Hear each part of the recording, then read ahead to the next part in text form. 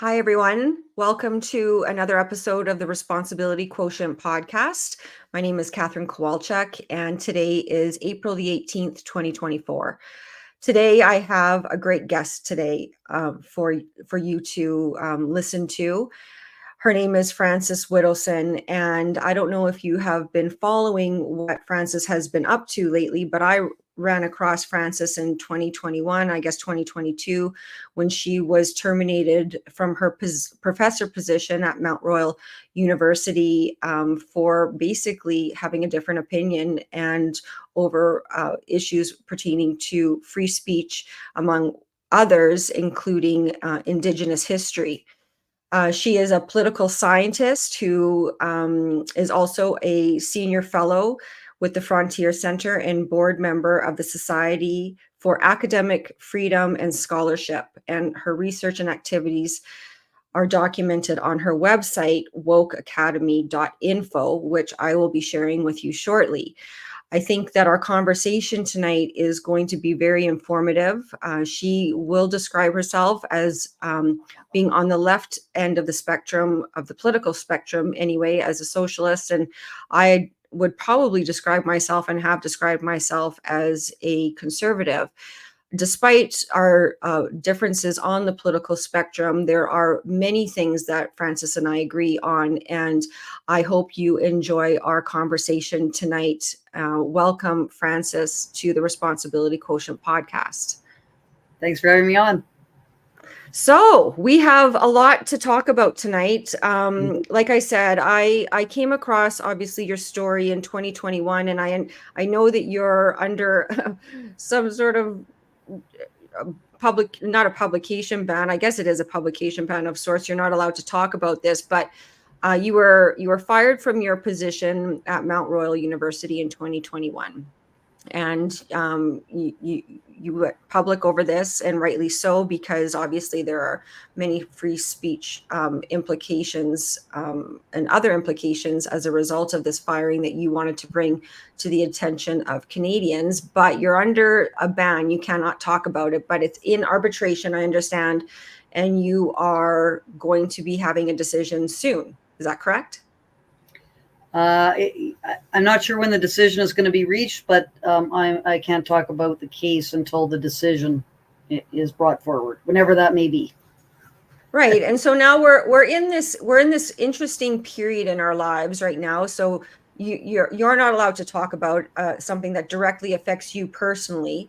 I've interviewed other people, Marco van Hugenbos, who's just been convicted for criminal mischief for attending being at the Coots protest during COVID. He's just been convicted, but he was under a publication ban. And there are other publication bans regarding these very important topics that, the powers that be certainly don't want the public to know about. And can you maybe talk? I know that there are other examples that you're going to be able to share with us, including your you were to give a presentation at the University of Lethbridge and at University of Alberta, and most recently at Quesnel City Council with respect to your book that you contributed to, Grave Error, which I want to promote here. But can you just talk about your experience since you've been terminated from Mount Royal University and what you're seeing? Yes, and so Mount Royal is one example, but the problem is much wider, and we've seen this in Alberta universities that I've been involved with, two of them. University of Lethbridge and University of Alberta. So in the University of Lethbridge case, Paul Vimenetz, who is a professor of philosophy there, invited me to come and give a speech on a public talk on how wokeism threatens academic freedom, and also to give two in-class lectures to his philosophy class. That speech, when activists heard about it, they put so much pressure on the university that the university first said that I would be able to give the talk, because of the free speech policy.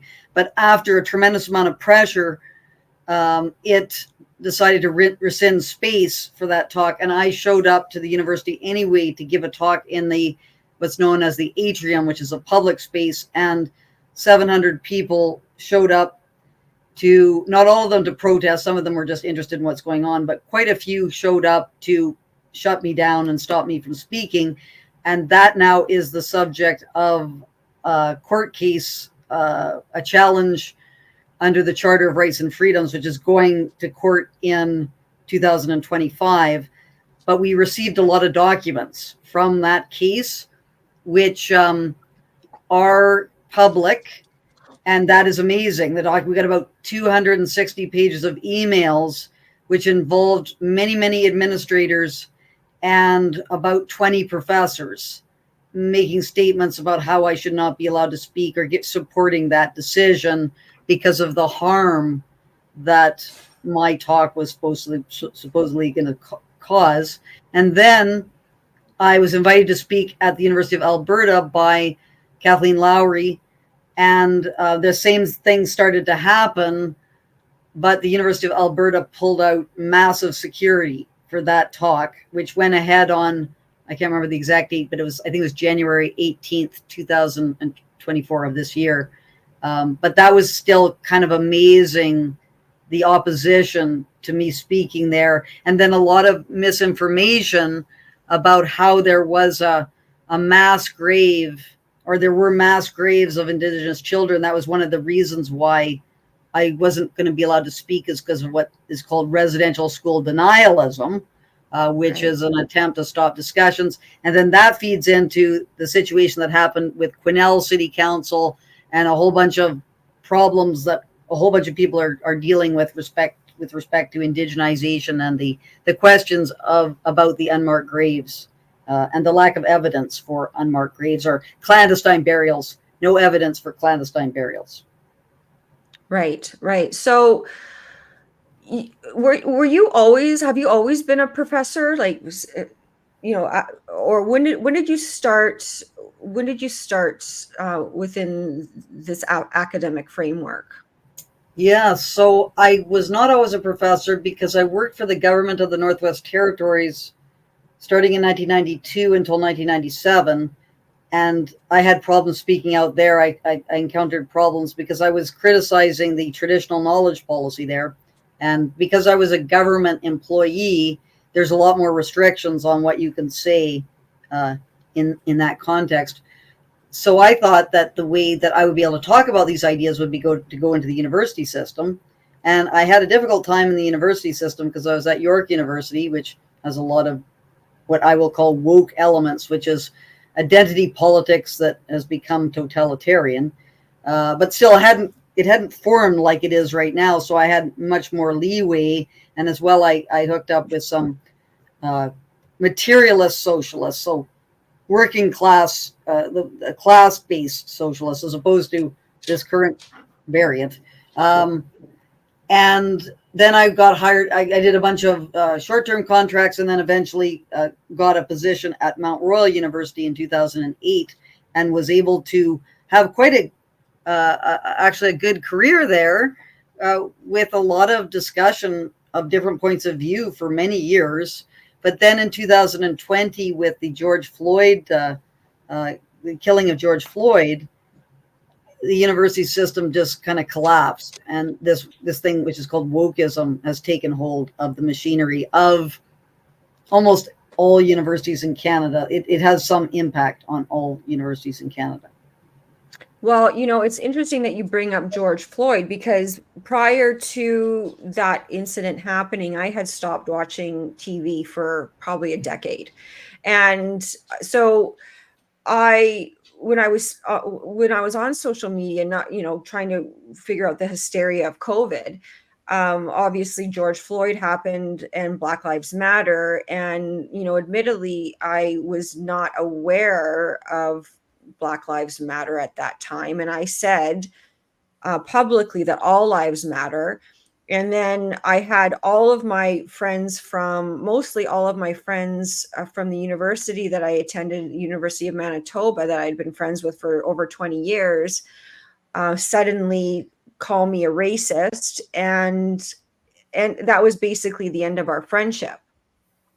I wasn't familiar with the pop culture, Black Lives Matter, and what it represented. So, you know, and when I was at the University of Manitoba, I was the president of the Students' Union at that time, my last year. And we were concerned about issues with academic freedom, because we were dealing with things like, well, if Pepsi has an exclusive contract on the university as opposed to Coke, or if this contract has an exclusivity contract with the university, are we going to is this going to affect academic freedom within the university? Because obviously when money flows into an institution like that, there can be certain strings attached. And so those were the issues back in 1997, when I was in my last year of university. But right now I see this major shift occurring, and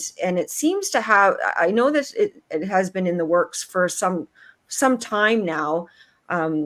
This globalist totalitarian agenda, with these really nice terms like sustainable development and diversity, equity, and inclusivity, that really, and kindness, and all of those things that sound nice, but really at the heart of them seem to be causing more division than anything. But what I'm noticing now at the universities is this woke agenda that has kind of taken over not only the universities, but all institutions, government, professional governing bodies, such as the Law Society of Alberta, for instance. And we can go into that a little bit later. But, at the University of Calgary Law School, they have an affirmative action policy with respect to if you're Black, you have a different possible stream of entrance. So if you don't qualify under the typical merit-based requirements, like a good LSAT score, for instance, then you can share your lived experience with the faculty and the admissions committee, and find your way into law school that way. It never used to be like that when I was going to university. And was it like that? Did you see that when you, maybe at York University, but did you see that when you first started teaching? It wasn't a dominant thing. It was always around, these kinds of arguments. And I'm just thinking as to when I first sort of hearing the word diversity, like that was when I kind of, and I did hear it vaguely at York, and I remember someone raising it, but it wasn't a big thing. I remember going to a presentation on transgenderism. I think it was around 2002 or 2003. So these things were just starting to move into the university curriculum and so on. Anyway, that was sort of my impression. I didn't notice it all that much. The Indigenous politics area, since that was when my focus was in my PhD, I noticed that there was strong opposition to the theoretical position that I was putting forward. But people sort of appreciated a different perspective that still existed in the university. They liked the idea, like you'd be a minority kind of voice, but there was still an understanding that it was good to have a certain amount of contestation happening. Yeah. And then that really started, you could see this becoming more and more difficult over the years. And then I guess the last time I tried to give presentation at the Canadian Political Science Association, that must have been in 2019. What would happen is I just wouldn't be able to give a presentation on a panel with other people discussing Indigenous policy. Like I was kind of segregated, but I still was able to go. And now I don't even think I would be able to get I haven't tried because I've just been so busy trying to do all sorts of other things after being terminated. Yeah. But still, I'm sure that the Canadian Political Science Association is a different place than it used to be. I guess it's now 5 years ago was when I was doing presentations there. Right. So, okay. So I introduced you before you came on as that you describe yourself as a socialist. And I was sharing with you my little bit about my personal story about, how you, when how important it is for us right now to, I think, understand the terms that we're referring to. And in particular, I was listening to one of your interviews that you did on your wokeacademy.info website, talking about how the left, which would traditionally have focused on more economic issues, I think similar to probably conservative point of view like that I have, but that I've grown into, admittedly. I used to be a lot more left leaning in my thinking. Um, but can you explain to me, what it is, like what it means to be a socialist from your perspective, and how that contrasts from what we're seeing now and how it's typically described and referred to now with this woke progressivism that has been really swept the globe? Yes, so I've been sort of calling myself an Orwellian socialist because of all the people that I have read, George Orwell is the person I would most closely align myself with. And I think George Orwell is a very good figure to look at with respect to socialism, because George Orwell was a thinker who was very concerned about the tendency of socialist politics to become authoritarian. That's what a lot of his work was about. And he would kind of sense that this was happening and would try to encourage people to not shut down perspectives with which they disagreed, even if they were non-socialist positions. He saw that as a very important thing, and actually thought that socialism, which is an economic idea, so Yeah. the idea of socialism is about what's called ownership of the means of production, which is not about your personal clothes and so on. It's about, who owns the factories and who owns, the production of food, the land for producing food.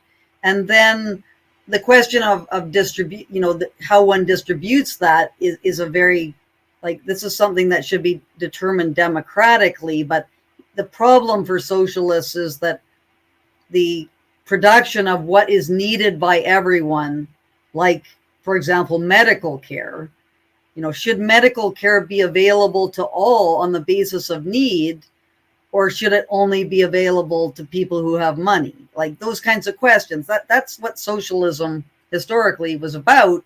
And now we have things like trans activism, which is about, you cannot recognize that sex is binary now. And if you say that sex is binary, you're going to be told that you are a transphobe and a person who should be cast out of society and so on. So trans activism, like someone like George Orwell would have just looked at all these kinds of arguments about that trans activists put forward as completely nonsensical.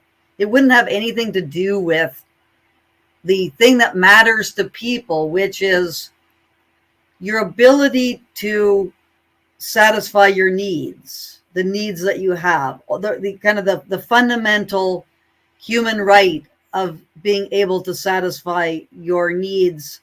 And the fact that, we need to have people producing the goods and services that we need, and who should get the benefits of that. Should it be the people who are producing the things that we need, or should it be people who just own shares in corporations? These kinds of questions about economic distribution. Yeah. Those are the important ones, not all these kind of what Terry Glavin calls, luxury beliefs, like territorial land acknowledgements and pronouns on bios and, kneeling on about Black Lives Matter and words, like the big thing about words, the certain words that even if you're just saying a book title, this is, if you have a particular word in a book title which is upsetting for people, then that book title should never be spoken. Like what? How does that help anyone to have these kinds of preoccupations that are going on in society? And this is what we're doing all the time now. And it's really about asserting autocratic control. It's an anti-democratic maneuver that is using compassion to try to increase this grip of this what's called the professional managerial class. So this kind of group of managers and professionals, that's where a lot of this is coming from, to control society. It's quite interesting. A good friend of mine, during COVID, we're talking about how it's communism is being implemented through kindness. It's communist kind of thing. So communism is not the right way to think about it, though. Like communism is that is an economic kind of perspective. What it is, it's actually what I have seen. It's a particular segment of the capitalist class, which is generally tends to be international in its focus. So you have the banks, you have Google, you have all the social media, you have Amazon. These are all trying to develop these international capitalist linkages and trying to break down the national types of associations. So they're really kind of attacking it. So would that be kind of like from the economic standpoint, I see it more as being a hybrid of a communist fascist kind of, but similarly totalitarian, I guess, is the word that you use.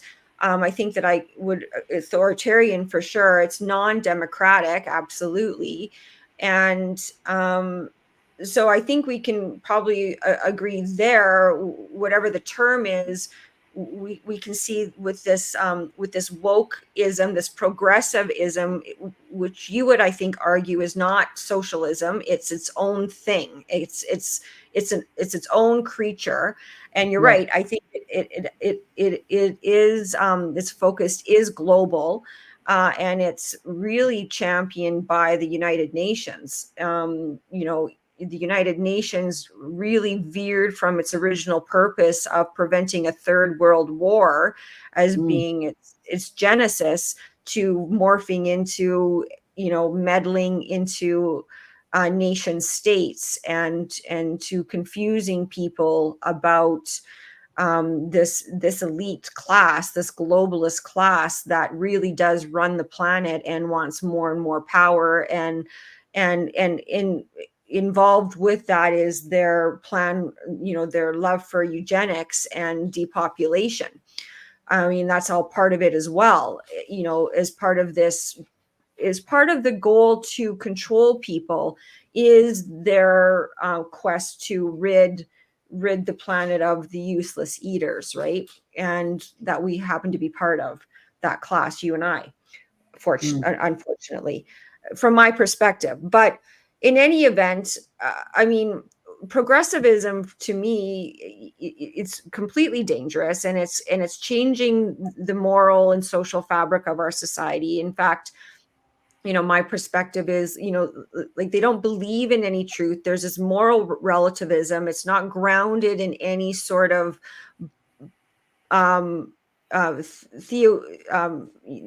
theological belief structure, it would seem. I guess their belief structure is that they are, or the individual is the most important thing, rather than somebody like a higher power that I would believe as a Christian, where I would derive my moral compass from. This class of progressive people seem to be run on their own individual feelings and whims and whatever makes sense to them at any given time, which is why it's like nailing jello to the wall. It's so hard, like it's almost impossible for it to stick because it's forever changing, and it doesn't really matter what the definitions are, because at the end of the day, if you feel a certain way, that's how you feel, and that trumps everything. What do you think about that? So, and that's a kind of an interesting point that you are getting at there, which is, what is the morality, I guess, of wokeism? So, like, there is it just got no moral compass, or does it have some kind of morality?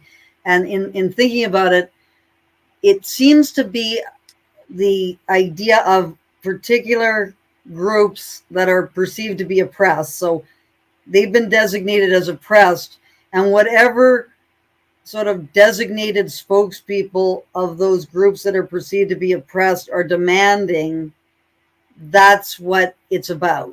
And of course, this is what gives it its amorphous character, because who is deemed to be oppressed and who can speak for the oppressed changes all the time. Yeah. So, and we saw this with feminism. So it used to be like it was women who were oppressed, and any man who tried to tell a woman that she was wrong, they should be castigated, and so on. And now with the trans activism, it's the trans people are more oppressed than women. So any woman who has objections to someone who was born a man, who wants to go into women's showers and so on, they should be shut down and they should be cast out of society. So, like, that's kind of the difficulty. It's sort of like on the basis of the oppressed, but who is the most oppressed is a constant kind of, it's something that's being argued about all the time, and you can easily one day find yourself on the wrong side of that. And so that's kind of what's going on in terms of the nature of this identity politics, is figuring out who's the most oppressed, and then ensuring that their perspectives and their allies are the ones that prevail. And the Quinnell situation is an example of this, because the Indigenous spokespeople claim that the residential schools were genocidal, and that has to be accepted. And if you do not accept that, then you will be cast out. And even if you are an Indigenous person who argues that the residential schools were not genocidal, you will be cast out as well. And that happened to Barbara Barnes at Mount Royal University, who was a professor who was teaching that there were positive and negative aspects of the residential schools. And she was mobbed by a student. She was a student went after her, and a whole bunch of non-Indigenous people supported this student.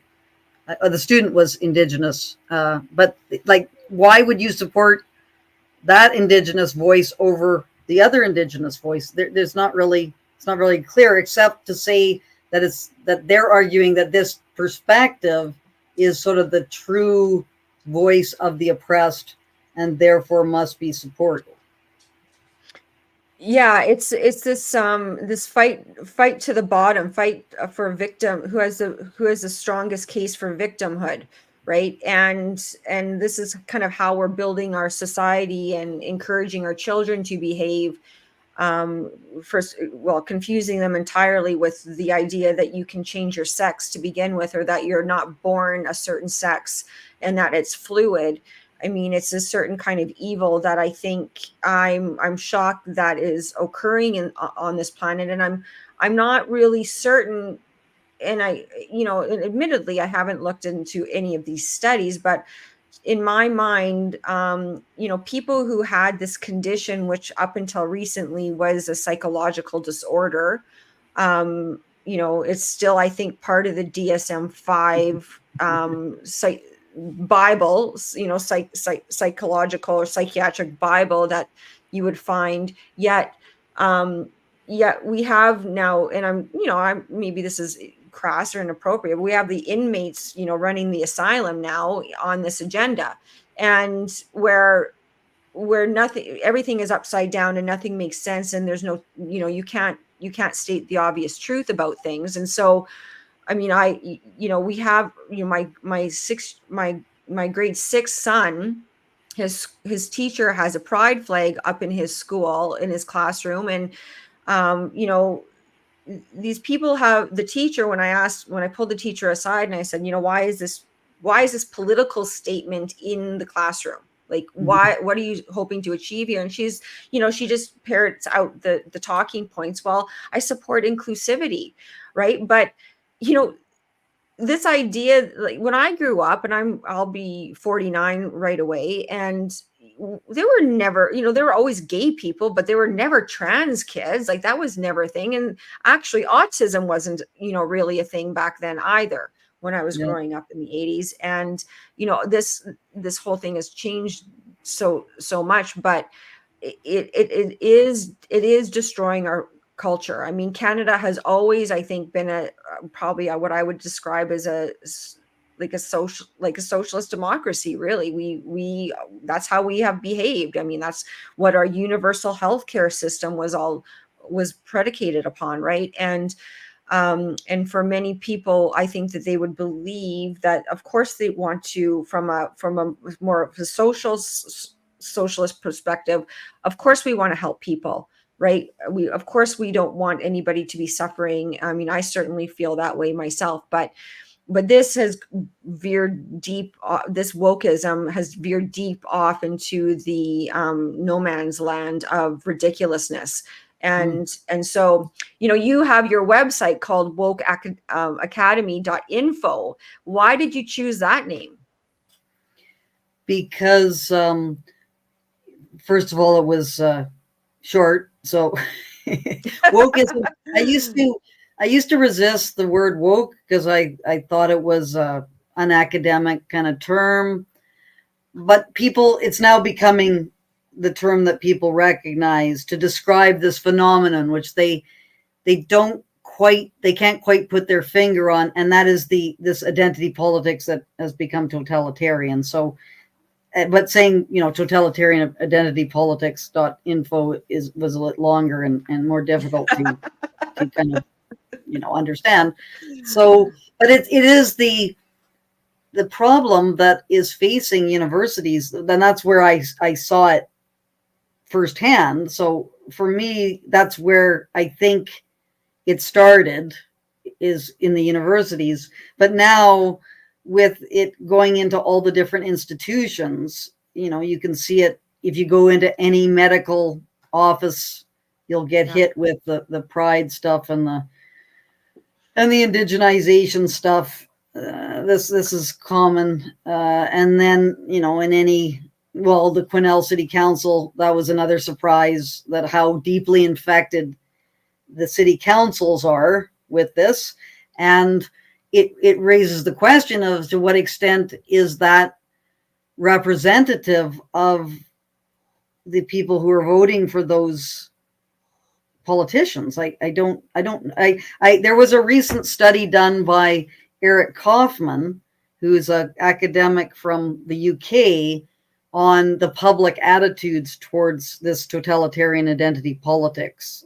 Things like pronouns in your bio and territorial land acknowledgements and so on. And it's a minority of the public that supports it. So I think it's about a third of the public supports it, and 2/3 are opposed to it. So that raises the question of how has it been able to assert its grip over things? And it's because it's largely done through a small segment of the population that uses intimidation to stop people from questioning it. And the more intellectual the area, the worse it is. Because, and I've heard this, that if you have people who are highly articulate and can make arguments, they're the ones who are best able to make the bad arguments, to get people to accept the bad arguments. So we have this kind of a whole bunch of people who are good at making arguments, but the arguments are totally not based upon fact. And so we're now in this strange world where people are pretending to believe things that are obviously untrue.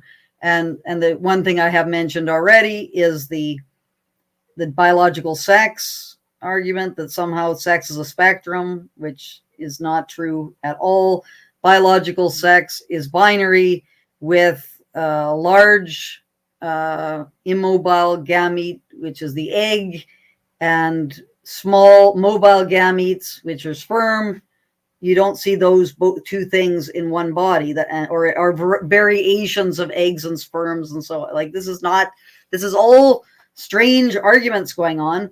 And then the second one, which I have in-depth understanding of, is the whole residential schools question, and the question of clandestine burials, especially the Kamloops case, where it has been shown over and over and over again that there is no evidence to support the existence of these clandestine burials. And it is highly improbable that there would be these burials, because not one parent has said that their child never came home from the Kamloops Indian Residential School. So if that is the case, who are the 215, or it's not even 215 because it was downgraded to 200. So the 215 number, everyone's just going to absorb that, but it's not even that. 200 anomalies, which are in all likelihood due to the septic tiles that were laid in the 1920s, plus all the other excavations that have happened. So despite like tremendous kinds of documentation coming out, arguments being made, there's this continuation of this that goes on. And it's because people think it doesn't do any harm. In fact, it's somehow helpful to Indigenous people to pretend that something is true when it's not. When how could that be helpful? Because a whole bunch of Indigenous people think that non-Indigenous people murdered their ancestors and threw them into a mass grave. You know, this kind of thought, which obviously you're going to hate people who you think did that to your relatives. So like, why would anyone not want to correct the record with respect to this issue? Yeah, you make a very good point, and I did read that in this book, in your chapter. Simply asking questions has certainly gotten you in hot water. But can I ask you, like, do you believe in principle about the Truth and Reconciliation report and what the government is ostensibly, I guess, trying to achieve, with this? I mean, I don't fully I don't fully understand really what's happening, other than the fact that when I say I'm saying globalists, right? Like, I'd like to refer to them as the globalists, because I believe that it's the UN and the World Economic Forum, World Health Organization that really is spearheading all of this stuff. And that over the decades that they've been successful in infiltrating our governments and our councils, right down to the very tiny village that I live in here in Alberta, through different programs. One is called ICLEI, another, and they do these, these training. They throw money, first of all, at these programs, and then they create these, nicely worded documents that they want you to believe in, like they say things like net zero, which I don't even know what that means exactly. And they say these things, sustainable development, all of these buzzwords that are these obtuse kind of words that their definitions change based on the day, it seems. And so, but they're being influenced by this bigger globalist agenda, I believe.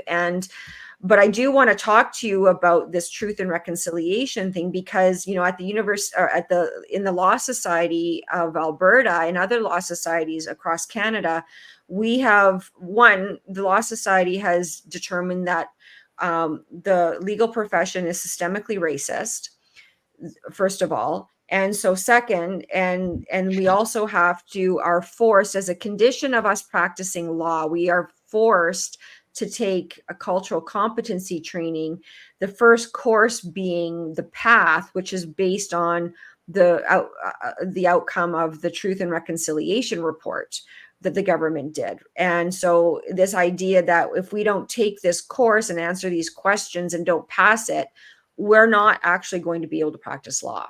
And so a group of us lawyers got together and were challenging not the course per se, actually at all, not the course, but we're challenging the Law Society's rights to enforce that kind of cultural competency training on us. And a colleague of mine, Roger Song, has brought a legal action against the Law Society of Alberta with respect to that.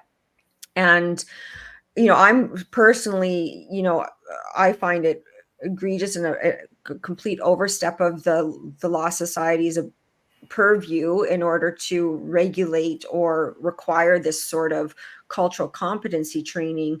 But what are your thoughts? I mean, I went on for a bit. What are your thoughts on the Truth and Reconciliation report, first of all? Because I would like to establish that and your background and your expertise in this area. And then I also want to play for the audience the moment that the mayor's wife starts speaking at the Quesnel City council meeting that you attended on April 2nd, and the reception that you got, not only from the people in the gallery, but also the behavior of the city councilors. Yes. So the Truth and Reconciliation report, commission report, it's a huge body of work. So this is the first thing, is that you had the summary report, and then you had all the other reports. And all the other reports are far more nuanced than the summary report. So the summary report was, had a much kind of more direct political agenda, which was to argue that the residential schools were culturally genocidal. So that's the kind of the background context. And as well, Murray Sinclair in 2010 told the Calgary Herald, I think it was the Calgary Herald, that it was important to listen to the positive stories about the residential schools, just like the negative kinds of things.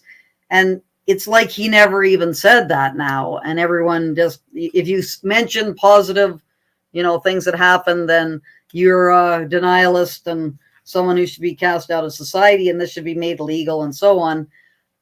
I think the whole nature of the enterprise, just like the Royal Commission on Aboriginal Peoples, which was, in fact, my doctoral dissertation was on that report, the Truth and Reconciliation Commission, that was recommended by the Royal Commission on Aboriginal Peoples.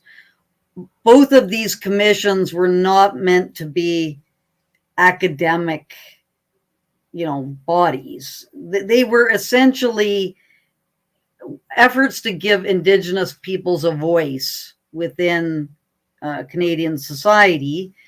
And because of that, they didn't really have a skepticism or like the kinds of cross-examination and, Right. trying to drill down to the truth that you would get if you were trying to determine whether this was actually the case or not. So there's a lot of, throughout the report, testimonials which could be mistaken, could be true. They would need to be examined in much more detail. So and I believe in one area the words that were used is that it's not about truth, it's about relative truths. So relative truths are not, we're all trying to figure out what actually happened. Are there 200 clandestine burials at Kamloops? And we could be able to find that out if we just did some excavations there. We would be able to find that out. That's not what relative truths are. Relative truths are the beliefs that Indigenous people have, that everyone should affirm, because affirming those beliefs gives Indigenous people a sense of self-esteem and able to empower themselves to overcome their oppression. That's sort of the wokest kind of idea. So that's very firmly ensconced in the whole Truth and Reconciliation Commission approach. And then there, of course, there is this issue of cultural genocide, which was a very, it might have been a stealth maneuver to get the word genocide into the discourse, because cultural genocide is very different from genocide. Cultural genocide is when you try to assimilate groups into the larger national Right. type Right. of society. And indigenous people, because their hunting and gathering way of life had, basically been superseded by agriculture and industry, in order for them to be able to become assimilated, they would need to have an various educational kinds of disciplines. But that's seen as being quote unquote cultural genocide because it erased indigenous language. Well, there was a lot of effort to develop dictionaries and so on. So it's not like a complete blanket, killing of culture, but certainly culture was eroded through the residential school. So I was always opposed to the words cultural genocide right off the bat because I didn't think that made any sense. Like you could say culture side, which is the killing of a culture, but when you bring genocide, then you're talking about extermination of people. But what they did is after the Truth and Reconciliation Commission got cultural genocide put in there, they just took away the word cultural, and then we have genocide, that's not what people think genocide is, to try to teach people English and French and try to convert people to Christianity and all these sorts of things, which has been what nation states have done ever since there was nationalism and trying to incorporate all the smaller tribal entities and regional dialects and so on into a nation like France, for example. So I think the Truth and Reconciliation Commission, first of all, that is a much more complex report than people are talking about generally. But secondly, it was like a political type of thing, which was trying to support Indigenous people in telling their stories, which often were not were not true, or were definitely not substantiated. And because of the anger that has been brought forward by all of this, it certainly hasn't been about reconciliation, because there is more anger and hostility than ever, because Indigenous people now think that because you have to believe these knowledge keepers that there are 200 or 215 children who were killed and buried at Kamloops, that the horrible residential school authorities and whomever else killed all these Indigenous people. Like this is not going to bring about reconciliation, to have people harboring these beliefs that are highly unlikely to be true. And so what do you think? I have a few questions coming from that, but what do you think is behind this? I think you would agree. It's this totalitarian power mongering, quest for, full control over everybody. I think that is at the tippy top of this. But I mean, this is going to maybe sound ignorant and maybe offensive. I'll probably be offending a lot of people tonight. Uh-oh. But like, when are we reconciled? Like, when are we reconciled? Can you tell me? Well, according to the Truth and Reconciliation Commission, or according to what would actually be reconciliation? Well, both. I'm curious. So according to because we. Oh, yeah. Okay. Yeah. Go ahead. So according to the Truth and Reconciliation Commission, it's when no one disputes anything that Indigenous people say, and Indigenous people get the reparations to which they believe that they are owed, which is never ending, because you can never compensate people enough for genocide that has happened. There's no real price that you can put on it. Well, with the alleged genocide, right? Yeah. Well, that's what they were trying to instill in people's consciousness, was that there had been a genocidal thing that happened, and because there was this genocidal thing, now you need to compensate for that, and that's obviously going to require like billions upon billions of dollars to deal with this. In terms of actual reconciliation, that would require addressing the causes of the problems that exist. That's That no one wants that's to a go there. that's a Uh, novel idea. and we're not doing that because we're just throwing money at what I call the neo-tribal elites, who are the people in control in these very, very isolated and dependent communities. So in order for Indigenous people to, to be part of Canadian society, to have their needs satisfied, we're going to have to address two problems.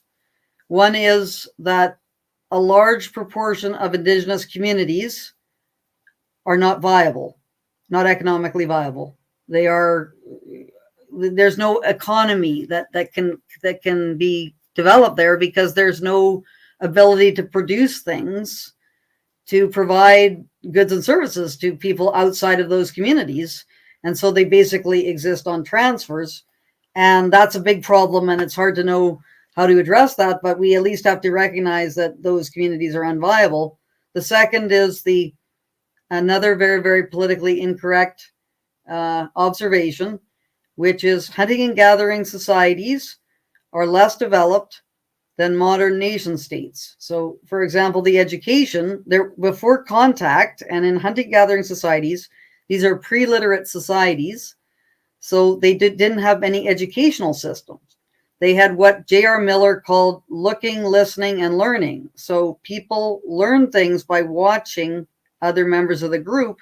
And if you have highly developed educational systems, which are required to run hospitals, create airplanes, all these things that we have, you cannot do that through looking, listening, and learning. So there's a whole bunch of areas and this is Albert Howard and I in Disrobing the Aboriginal Industry. And then I later, in my later book, Separate but Unequal, talked about the developmental differences that exist in hunting and gathering and modern nation states. And that has to be recognized in order to solve that problem.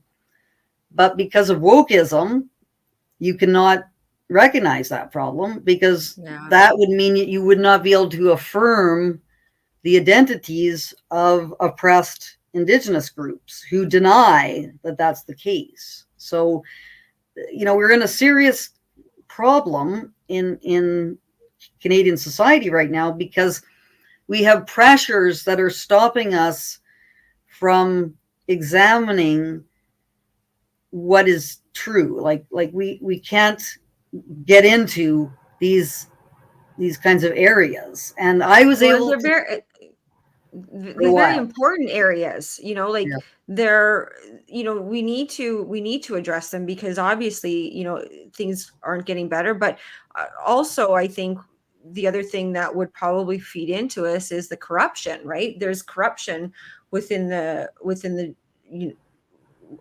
with everything, right? I'm not making this exclusively an Indigenous issue, that's for sure, right? But we have corruption everywhere in our governments and in on the reserves and with the chiefs, and not everybody obviously, but there's that element of it as well. But and I guess one of the things, would you agree then, one of the things that society has done to virtue signal their desire to reconcile are these land acknowledgements? Well, Would you yeah. would you agree with that? Well, that's the Truth and Reconciliation Commission's view of reconciliation, which is, people going along with what it is that Indigenous people or certain designated spokespeople are demanding. But just to go back to your point about corruption, although corruption is it exists in all political systems, the interesting thing about Indigenous political systems is nepotism is not, for them, in traditional Indigenous hunting and gathering kinds of cultures, that is not corrupt. That's the nature of tribal politics, and that's why you go into politics. You go into politics to reward your relatives and distribute resources to your relatives. So in modern societies, going into politics to give benefits to your relatives is seen as corrupt. In tribal societies, it's not, because that's the nature of tribal society. So this is the problem, is that people are kind of pretending something exists when it doesn't, which is they think that indigenous people who in society, this is traditional indigenous societies, not necessarily indigenous people, because there's many indigenous people who've completely integrated into modern society. So we're talking about the remote, isolated communities where indigenous people continue to embrace the values of hunting and gathering societies. The nature of politics in those societies is the people who are most closely related to you are going to get the resources that you have. Well, and So this is maybe we should this like I cognizant of time and stuff, and so yeah, but but I would like to get into maybe this other topic at some other point. But this is why I think, we really need to have these conversations, because you bring up a really good point about, and it's one about what I talked about earlier about moral constructs, right? And what are the moral value system? What is the value system by which our society is going to govern itself? And where I see all the conflict is this breakdown. And you've just highlighted a good example of that with respect to what that the hunter gatherers would deem as appropriate vis-a-vis what modern society, or what you said, modern society would deem as appropriate. But I want to get I want to get to the Quesnel City Council meeting. So you set that up for me. I have the clip where yeah, the mayor's wife is going to be speaking, where what brought you there, and why did you go there, and first of all, I yeah, mean, and then what happened, and then I'm going to play the clip, and it's about 5 minutes, because I think it's important for yeah, people to see how I think disgraceful and despicable you both were treated, yeah. and and it's really shameful that city councilors treated you both this way. So go ahead. Yes, so I can't exactly remember how I heard about this, but I remember um, Tom Flanagan, who is the co-editor of Grave Error. I heard about the situation with that the mayor's wife had shared Grave Error with a friend, and also had provided the book to the school board, I believe. And because she did this, the city councilors accosted her husband, who's the mayor, but he didn't have anything to do with her sending this book. But because he was the mayor and he was her husband, they thought that he should basically say he didn't agree with what she had done, and so on. So that was a totally bizarre thing to happen in the beginning, because the mayor's wife has no official position. She's allowed to share books with whomever she wants. Why is city council talking about this at all? And then things started to really heat up in Quesnel, and actually I had gotten the mayor's wife's number, and I'd left a message on her machine saying, there's a whole bunch of people who have done research on this book, and we are completely behind you. Just stand your ground and keep on going. There's people who are support you. And things started to really unravel in Quesnel. There was a protest plan, and so she was saying, is it possible that someone could come and ask questions at this city council meeting? And everyone, like, Quesnel is a long way away, and so it was. I said, okay, I can do this. I can drive to Quesnel and go and ask questions at this city council meeting. And then that caused a whole bunch of other things, including an interview with the CBC, which people should listen to. It's on my SoundCloud. I believe the person's name was Jordan Tucker. And Jordan Tucker, who is an associate producer with CBC, thinks that there is evidence of clandestine burials at Kamloops. Because why would a whole bunch of politicians be saying that this was the case? So that was another strange thing. So anyway, so I get there, and I had a discussion with Pat Morton, the mayor's wife, the night before, and she, or maybe it was the same day, saying, it looks like they might allow everyone to give a 3-minute statement because there's going to be protesters there and chiefs and leaders and so on. Everyone just gets to put their. So I said, oh, that'd be great. So I prepare my statement, but I also thought it was likely that that they wouldn't allow it. So I also had a question based upon the rules, which is their gallery rules, which are you're allowed to ask a question which is about the agenda. It has to be about the agenda and so on. And this was the most important question, which was about an attachment, a news release from the British Columbia Assembly of First Nations that had been entered into the record, which said that there was evidence of unmarked graves at Kamloops, which there is no evidence of that. So is the city council, is it okay with entering this information into the record? Anyway, so that was going to be my question, but I would also be prepared to give a statement.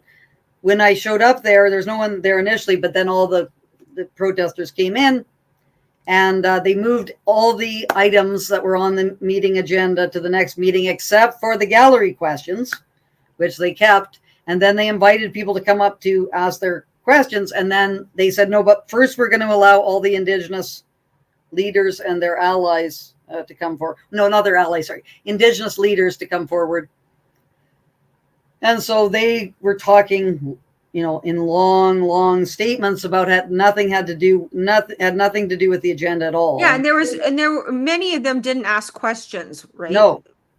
If any. So we got it. So I noticed that they were just bringing up more and more people. So I said to Pat, who was sitting next to you, I said, look, they're going to just keep on bringing people up to speak. So what we should do is just get up. You go up and you stand behind, like to get in line, and I will stand behind you. So we got up and that kind of forced the issue. So they had to allow us to go and sit down there. So we eventually did that. And when Pat tried to give her statement, she was prevented from doing so and told that she could only ask a question.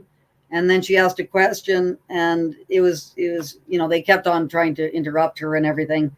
Oh, I know. Well, let's and play then it. I was able to ask my question, which was then, everyone was all drumming and chanting and trying to stop me from doing it. And the counselors were trying to prevent me from asking my question too. Oh, I know. It was ridiculous. It was really disgraceful. I'm gonna put it on right now. So bear with me, and let's watch it too, because I really think it's important that people see what happened here. Yes. Okay, I'm just gonna play it now. This is right when Pat starts speaking. Question. I'll remind everyone who remains in the gallery. Excuse me. Oh, can we hear it? Yes. Let Can you those hear that it? are speaking say what they need to say. Yes. And remember that there's many behind you that want to speak, so please keep your comments brief, to the point. If there's a question, I will seek help on this horseshoe here who can help answer the question. And as stated earlier, when you come to sit down, please state your name and the community you come from. Hi, my name is Pat Morton, and I'm from Cornell.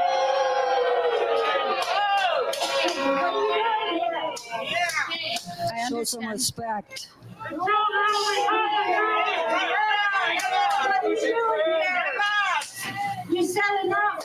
I understand. I understand many of you wouldn't be here tonight if it wasn't for me. So first of all, I'd like to say I'm sorry. You're here under... I'll say I'm sorry you're here due to the actions of this council. I'm sorry if my actions sharing the book have upset you. But first of all, I have to say, and I'd like you to listen to me. I listen to you, so you please listen to me. First of all, I have to say I'm hurt that I've been put in this position. One that could have been diffused. You put yourself there. I'm asking you to listen. I believe in love, not hate. And what you're portraying... Point of order, Mr. Chair. It's not love. As you mentioned, it should be brief. There should be a question or for clarity. This is not to be a speech led by I'm Mrs. speaking Morton. like everyone else.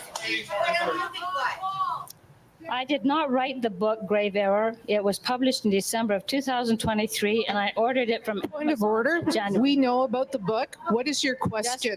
I didn't, you guys did. Point of order, I am Chair. asking a question. I Please haven't please even come had to time. the I question. did ask Connie Golay if she would like to give me an opinion on the book, and she agreed. Point of order, Mr. Chair, there is no question here. There weren't questions either before. The chiefs were allowed to have a conversation. They were speaking for their whole nations. Okay, you've been told clearly that you can come up here and ask for a point of clarity or a question. I don't believe I was told that. I figured this was going to be. Mr. open Chair, for everyone. please.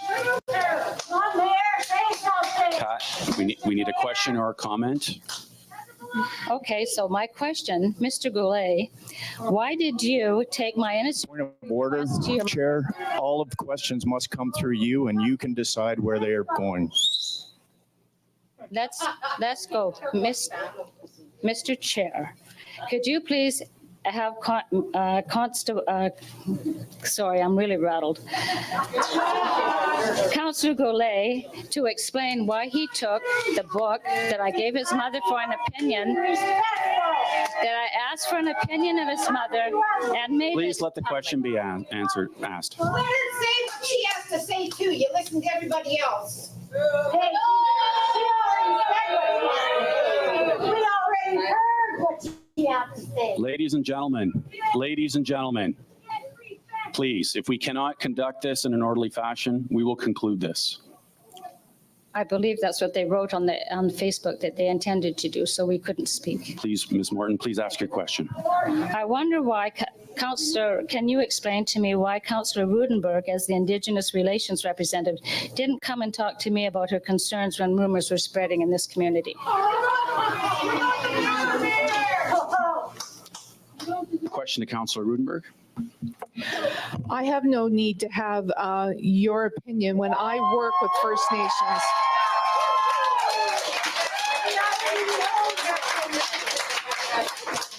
Excuse me, I would like to ask the question why the Indigenous Relations representative for the city did not feel compelled to come and talk to me when the rumors were spread about the community, about what I've done. Thank you. So my business is with the mayor, not with you, and it's his actions that we are condoning, we are condemning tonight. Don't care about the book, Pat Morton. What we care about is the fact that you have no respect for your husband as the mayor of this city, and here is the fallout to your actions in the community. I'm asking among you. How many questions do we allow? Point of order, Chair. How many questions do we This will allow? be the final question, Ms. Morton.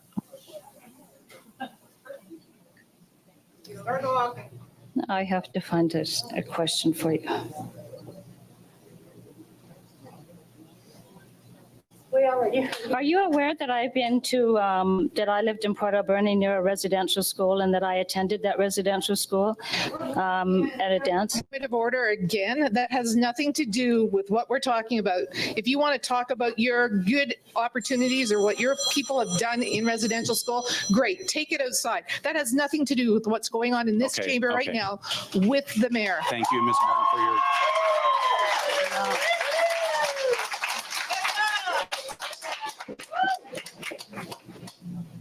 Please state your name and your community where you're from. So just for a point of clarification, how many questions are we allowed to ask? It's supposed to be a comment or a question. Okay, my name is Francis Widdowson. I'm a professor, was a professor at Mount Royal University, and I am a senior fellow with the Frontier Center for Public Policy and a board Please member let, for the please let the society. individual ask the question or state the comment. Thank you. And I'm a board member for the Society for Academic Freedom and Scholarship. My question is about the attachment or the item concerning the press release, the news release from the British Columbia Assembly of First Nations. On this press release, it states that the Tk'emlúps Shepekwik, the Kamloops Band, first brought forward evidence of unmarked graves at the site of the former Kamloops Indian Residential School in 2021. Point of order. If she has a question to that organization, she needs to. No, I have a question about this being read into the record here. Does the council concern itself with misinformation? Is it opposed to misinformation being spread and entered into the record?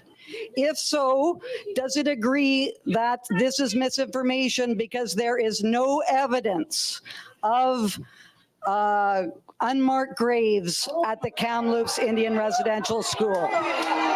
So Okay, do you point agree of that order, Mr. Chair. misinformation We will should be answer your spread question. in your records? Question. Councilor Rudenberg, would you like to take a stab So at that? this is a question coming from a tenured professor who was actually fired from her role in the Department of Economics, Justice and Policy Study at Mount Royal in Calgary following allegations of workplace harassment and intimidation. This was during controversy. This happened around comments she made on how residential schools had positive educational benefits, and when she questioned if the abuse that occurred actually equates to cultural genocide as described in the Truth and Reconciliation Act. You really have no place here asking your questions. We really don't want to hear from you. You didn't answer my question. You didn't answer.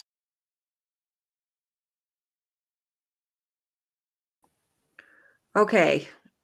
Hi, are we back now? Yeah. Okay. I couldn't actually hear it for some reason, so I'm I could hoping, hear it. I'm glad you, okay, Yep. you could hear it. Perfect. Anyway, wow. Yeah. And And that's the other frustrating part is that, so this counselor can mischaracterize what happened to me at Mount Royal, but I have no ability, at least until I get the arbitration decision, to be able to respond to that. So this is not dealing with a fair environment here, because this is now going to stick in everyone's mind. Councillor Rudenberg's mischaracterization of the situation, but whatever. That's going to have to wait for a number of months to get sorted out. Well, they're so angry. And where do you think this comes from? Why do you think there is this complete lack of tolerance for different points of view? Well, I think it's because of wokeism infecting all the institutions. So that is the nature of wokeism, which is, first of all, it has no understanding that the truth in the objective sense, which is something that everyone used to appreciate and understand when you're having these arguments about things, you're trying to reach a common understanding. That's wokeism doesn't accept that. It is expecting everyone to pretend to believe things because this is what select representatives of groups that perceive to be oppressed believe. So this is not a recipe for trying to figure things out, trying to solve problems. It's a recipe for increasing fragmentation and inability to communicate. And I think we sort of saw that situation at Quesnel City Council. That kind of is an example of wokeism just completely, coming in and taking over everything.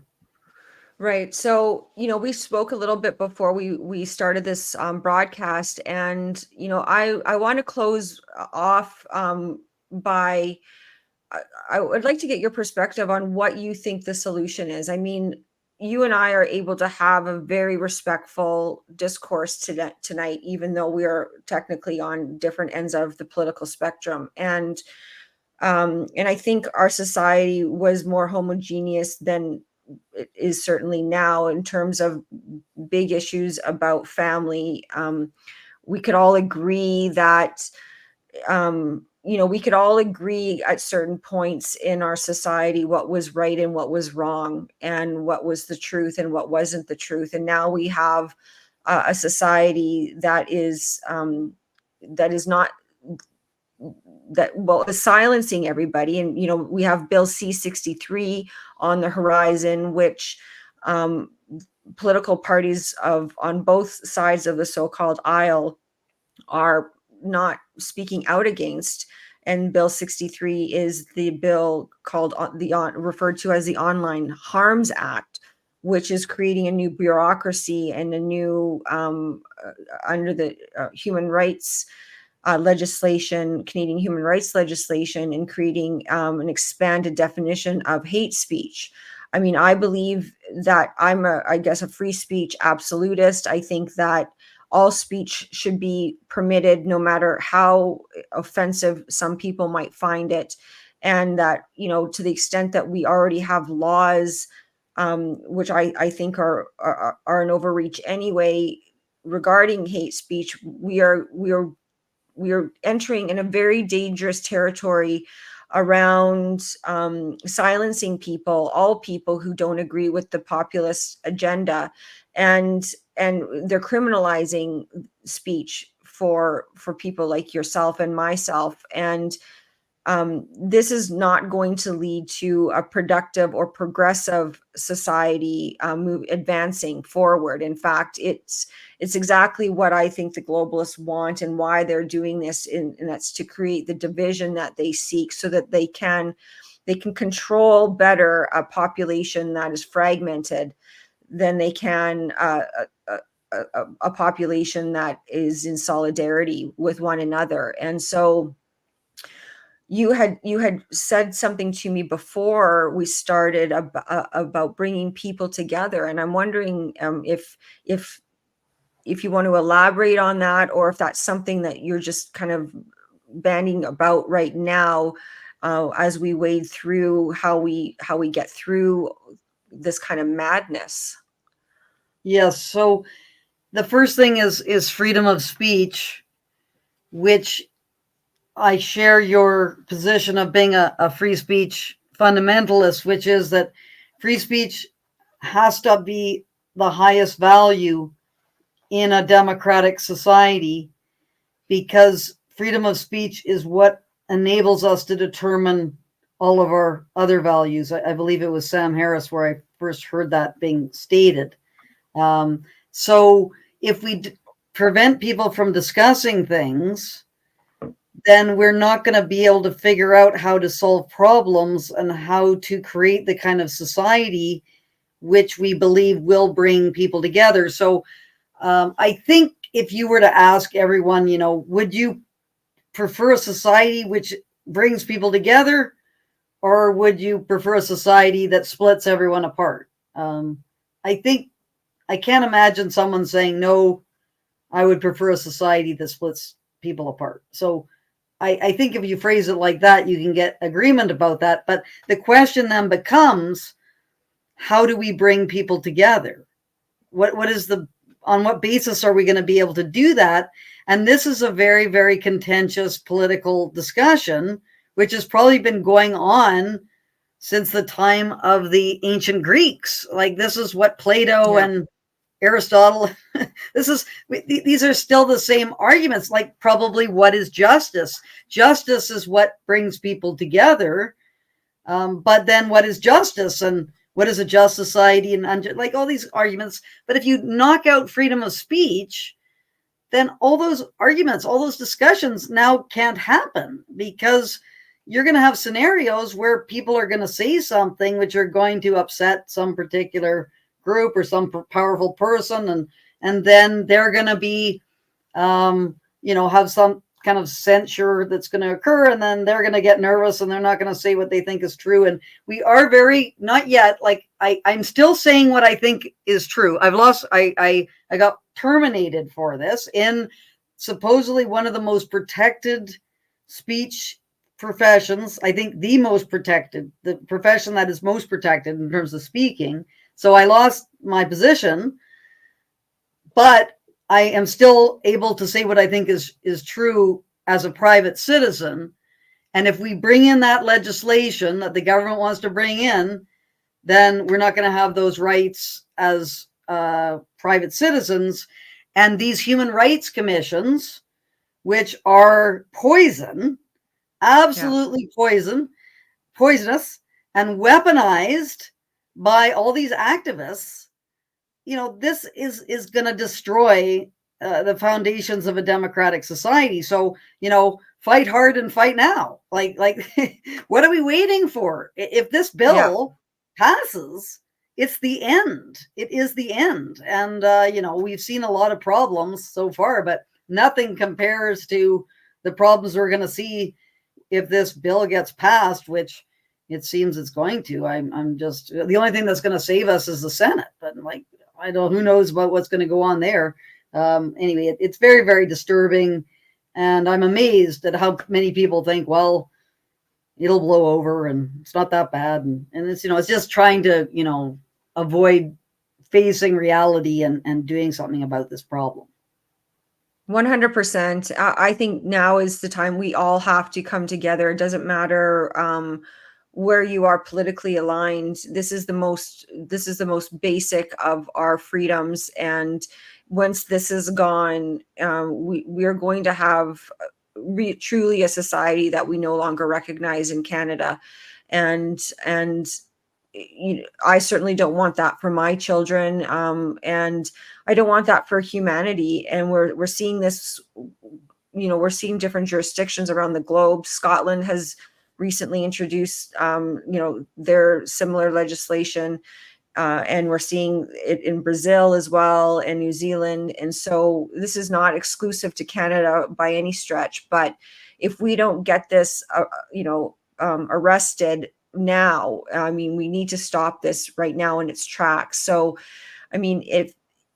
if there's anything that I can do to help you in this crusade, or we can come together to speak out against this, I think we need to do that, and we need to put the other political agendas aside, because this is, like you said, if we don't do this now, then it's going to be too late for us. Yes. If I could make one suggestion for viewers, is I'm a board member for the Society for Academic Freedom and Scholarship. And if people are interested in what's happening in universities, one thing they can do is they can become a member of the Society for Academic Freedom and Scholarship, whose website is www.safs.ca.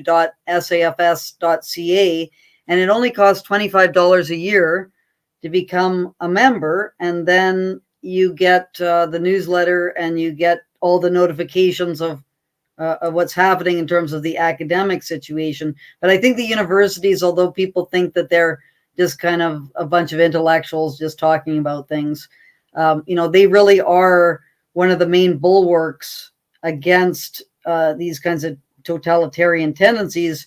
And because they're so badly corroded, that's one of the reasons why we're seeing some of the problems that we're seeing. So that is one way, a very small amount. It's really nothing, yet you get kind of connected in to a whole network of people who are really fighting hard to try to save the universities within Canada. And so I think that is a small thing that people can do. Well, thank you very much. And how can people support you? Because I'm sure the last few years have not been good for you. Not only have they taken a toll, probably emotionally, obviously, but financially, I'm sure as well. And so how can people get out there and support you? Yeah, I have a fundraising site that I used to post onto a lot, but because I am unable to talk about my case until the arbitration decision is reached, I haven't been able to post on there. So people can just Google it, fundraiser, FUNDRAZR, and Widdowson, and you'll get it. Right now, the legal stuff is kind of working its way through the system. There might be more legal stuff that's required, but I'm also using the site now to fund publicizing my views, and I'm hoping actually at some point to do some documentary filmmaking about some of the problems that we're facing now. And so all that it's not used for my personal, whatever. It's used for anything to battle the Woke Academy. So if people want to help me battle the Woke Academy, they can donate to the fundraising site. Is the fundraising site linked to your website? Yes. If you just go into the wokeacademy.info, they'll be right off if it's like, I think it's a donate button, that'll take you to the fundraising site. Okay, here's, I'm just going to share your website here for Yeah. everybody. And yeah, if you want to go to wokeacademy.info, If I you just think scroll down there's on that, you'll see the donate button. So if you just can you scroll Okay. down on that? Yeah, Yep. yeah. There we go. Yep. It's that red button there. So just move Which it up one? a bit.